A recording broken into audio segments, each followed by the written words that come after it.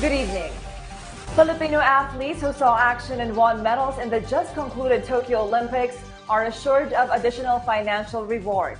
President Rodrigo Duterte himself announced this as he lauded the Filipino Olympians for bringing honor to the country. Silver medalists Nesty Patecio and Carlo Paalam will receive 2 million pesos from the Office of the President.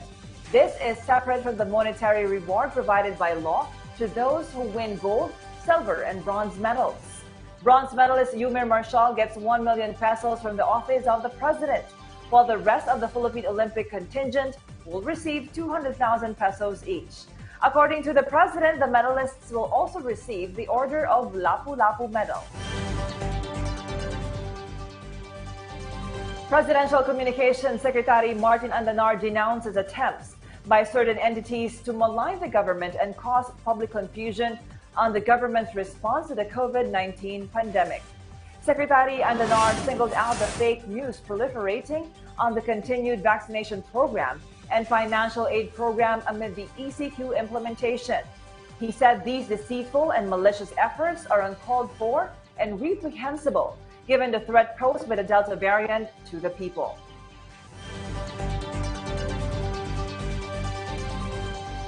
Customers of Meralco should expect a slightly higher electricity bill this month of August. The power firm announced an increase of 9 centavos per kilowatt hour to 9 pesos and some change per kilowatt hour. This is equivalent to an increase of 19 pesos for households consuming 200 kilowatt hour. Despite this, Meralco assured the implementation of its no disconnection policy for households in areas under ECQ and MECQ.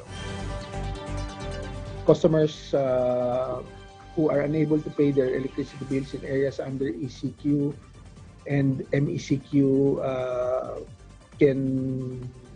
has a relief for the moment after we announced that we will suspend disconnection activities in our franchise areas, namely NCR until August 20 and in Laguna, Cavite, Rizal, and Lucena City in Quezon Province until August 15.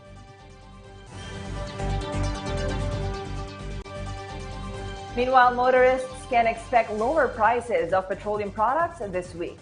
Oil firms including Caltex, Clean Fuel, Petrogas, PTT, Sea Oil, and Shell will cut prices of gasoline by 65 centavos per liter and diesel by 70 centavos per liter.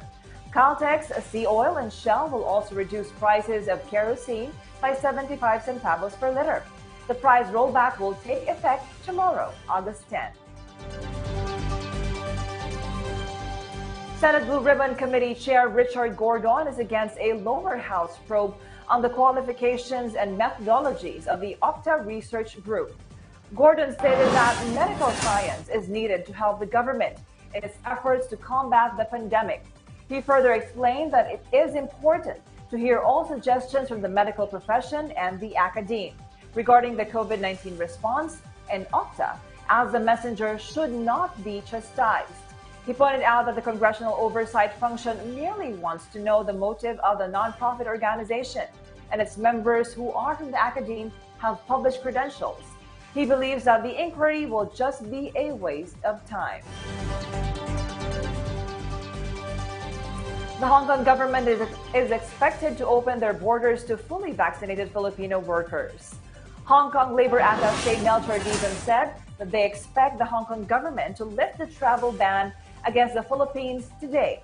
Dizon explained that the Filipino workers who intend to work in Hong Kong must have received the second dose of their vaccination and have already undergone a 14-day quarantine prior to their flight to Hong Kong. The Department of Foreign Affairs, on the other hand, relayed that they have yet to clarify whether or not Hong Kong authorities will accept the Bureau of Quarantine issued yellow vaccination cards as proof of being fully vaccinated.